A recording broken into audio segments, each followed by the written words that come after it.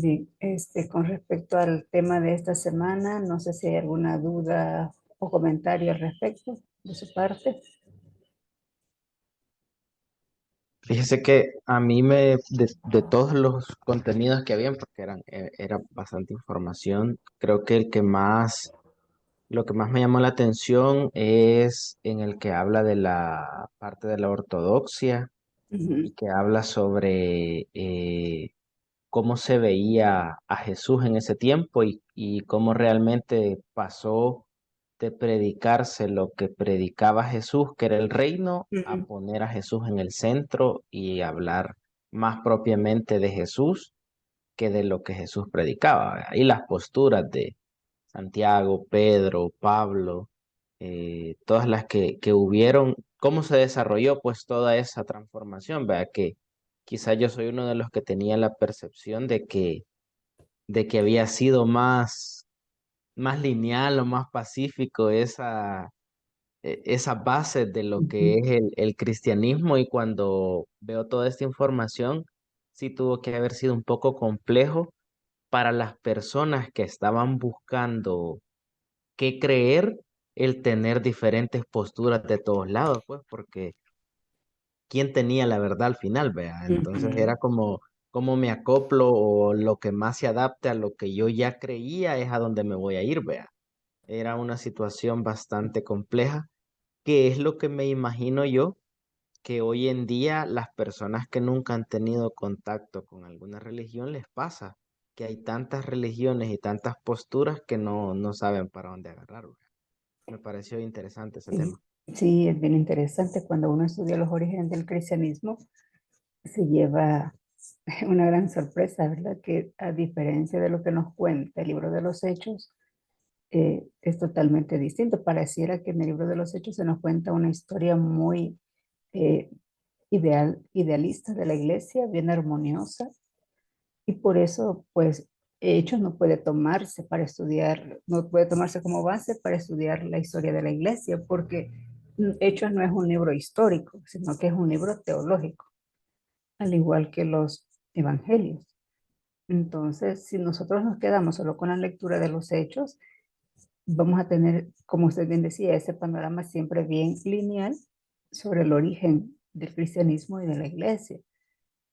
Sin embargo, cuando uno ya empieza a darse cuenta, a estudiar un poco más la historia y todo este proceso que estamos estudiando sobre la literatura apócrifa también, nos damos cuenta de esa diversidad de posturas. Y es que tenemos que también entender que, eh, pues en la medida que se fue esparciendo el cristianismo, fue llegando a lugares distantes unos de otros, lo que permitió precisamente esa nueva interpretación ya ajustada al lugar donde ellos se encontraban, que distaba mucho quizás de lo original, de lo que ellos habían recibido, pero como esa distancia territorial, geográfica, ¿verdad? Les permitía coexistir.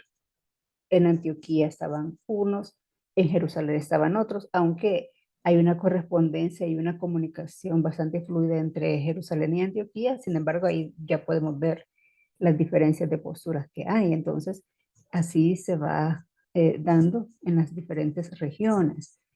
Eh, por ejemplo, los cuatro evangelios que tenemos, ¿verdad? Ya son cuatro comunidades distintas. Cada una entiende a Jesús a su manera.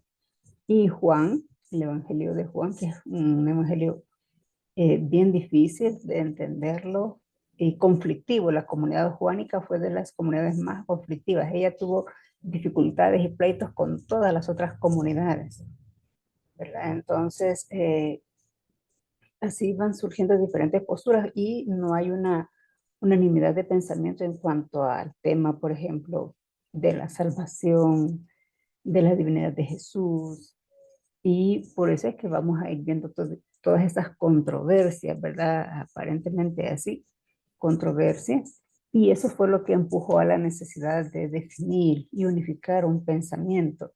Creo que esa unificación no estuvo mala en el sentido de querer pues ordenar, así como había sucedido con el judaísmo, ¿verdad? Que de las diferentes posturas que habían de los diferentes grupos, Ellos van a tomar a bien las escuelas rabínicas unificar su pensamiento a tal punto de definir lo que ahora conocemos como canon del Antiguo Testamento. Ellos van tomando escuela de eso, ¿verdad? Después de Yavni, van tomando escuela y van tomando también en consideración que ante esa variedad de tradiciones y escritos que surgen alrededor de Jesús, cómo ellos poder ir unificando el pensamiento, cómo tener una sola visión. Y es ahí donde va a formarse lo que poco a poco se fue llamando o se fue entendiendo como la ortodoxia. Ahora, la ortodoxia eh, va tratando eso, de ordenar, de unificar el pensamiento, sin que la heterodoxia sea vista como herética, como algo malo. Eso va a suceder ya a finales del siglo segundo, inicio del tercero, cuando ya estos grupos sí ya son señalados como inadmisibles dentro de la iglesia, como grupos totalmente apóstatas y heréticos. Sin embargo, vamos a ver que ya en algunos canónicos encontramos algunas enseñanzas que, por ejemplo, tanto Pablo como Pedro hablan de falsos maestros, ¿verdad? Enseñanzas de demonios. Entonces, estas enseñanzas de corte gnóstico, ¿verdad?, ya estaban ahí teniendo relevancia porque entendemos que el gnosticismo es una de las corrientes que viene no de este momento del siglo primero, sino que viene incluso de épocas antes de Cristo. Entonces ya hay esa presencia y ese contacto. Por eso les decía la vez anterior que el gnosticismo cristiano es de los primeros que surge por esta eh, tendencia que había en cuanto al gnosticismo, del misticismo, de la espiritualidad, se fue acogiendo muy bien dentro del cristianismo en los primeros años. Y en la medida que Pablo, ¿verdad?, y otros apóstoles van interpretando estas enseñanzas, también las van considerando. Ahora, no las consideran heréticas porque son posturas fuera de lo que la iglesia está diciendo en cuanto a lo canónico o no canónico, porque no era el momento de hablar en esos términos en esas fechas, sino más bien las consideran no correctas por su herencia judía que ellos tienen. Cuando ellos comparan, ¿verdad?, esta herencia judía que ellos traen con esa postura y que como judíos que son ya conocen también el gnosticismo, es ahí donde ellos van a ir señalando estas posturas como no correctas, como fuera de esa herencia judía, de esta enseñanza que tanto la literatura sapiencial, la Torá, la Tanakh, que todo en su conjunto les ha transmitido. Entonces, como pueblo de Dios, ellos saben que el gnosticismo en este caso no es una enseñanza que haya surgido dentro de ese contexto de los diferentes grupos judíos que profesaban la religión en ese contexto. Así es que por eso es que a temprana edad vamos a encontrar el señalamiento de estos apóstoles en cuanto a estas enseñanzas, ¿verdad? O lo que ellos llaman, como les decía, los falsos maestros. Más adelante se van a ir dando otras interpretaciones y van a ir surgiendo otras corrientes que no precisamente tengan influencia gnóstica, pero que sí van a ir difiriendo mucho con lo que nosotros vamos a ir definiendo con la ortodoxia. ¿Otro comentario?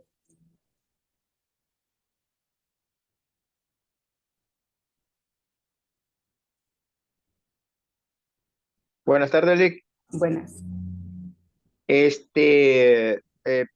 Ingresé cuando estaba el hermano Raúl, ¿cómo se llama ya? Tocando un tema, no sé cuál es la temática o en relación a la clase, eso es. Sí, en cuanto al tema de la semana. Ok, vale, entonces desde mi perspectiva, Lick, pienso que los libros canónicos tienen un valor gran moral, ético, ¿verdad? Desde el punto de vista de que pues hay una enseñanza que no ha sido más bien quizás lo voy a llamar así, pronunciada a nivel del mundo cristiano o el mundo religioso, sino que pues entiendo de lo que usted estaba explicando ahorita, casi lo agarra una sola línea, ¿verdad? En este caso el gnosticismo, y que hay una enseñanza en el cual pues ellos mencionan que para llegar a Dios es necesario como la sabiduría.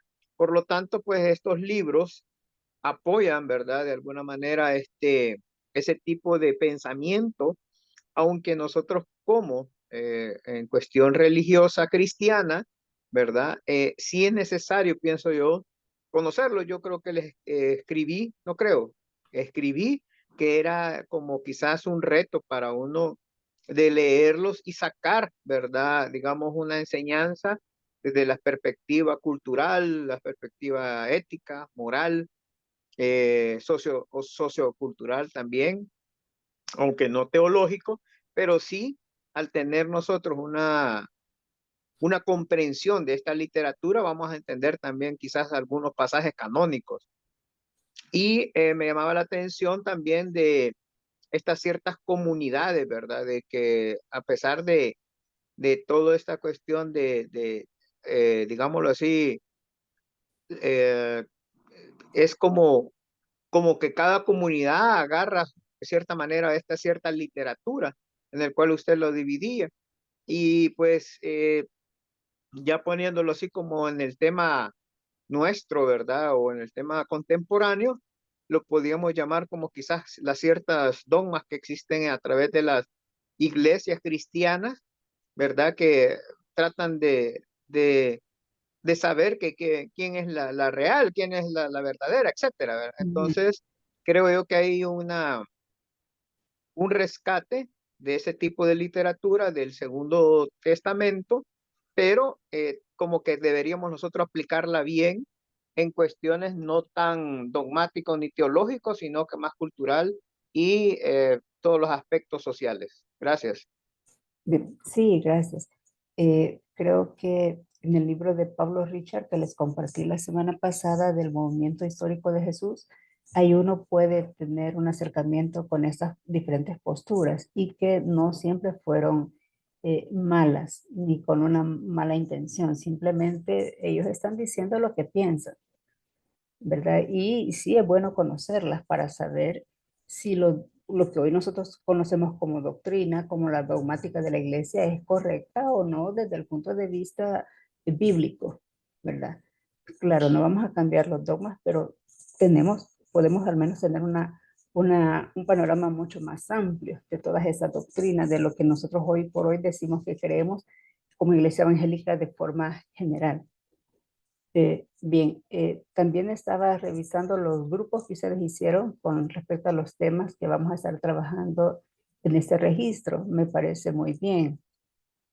Solamente quería recordarles que para efectos del aula virtual, pues tenemos que subir las tareas todos, ¿verdad? Es decir, si un ejemplo, si el hermano Raúl va a trabajar con el hermano Jonathan, ambos tienen que subir la misma presentación, no importa, ¿verdad? Pero para que ahí en el cuadro se vea reflejada la participación de los dos. Y yo pues ya sé que ustedes están trabajando en parejas en las actividades de este registro, perdón. ¿Verdad? No sé si han tenido dificultades en eso. No, Lick, por ahora no. Sí. Bien. Entonces, creo que estamos hasta acá. Vamos a quedarnos aquí y cualquier duda o comentario, yo estoy ahí a la orden para poder atenderles. La próxima semana creo que no vamos a tener clases, sino que hasta la siguiente, para que ustedes tengan el espacio también de poder trabajar en las actividades que tienen pendientes. Ok, gracias, Lick. Esperado, licenciado. Pasen buenas tardes. Feliz tarde, adiós. Igualmente, feliz tarde Bendiciones. para todos.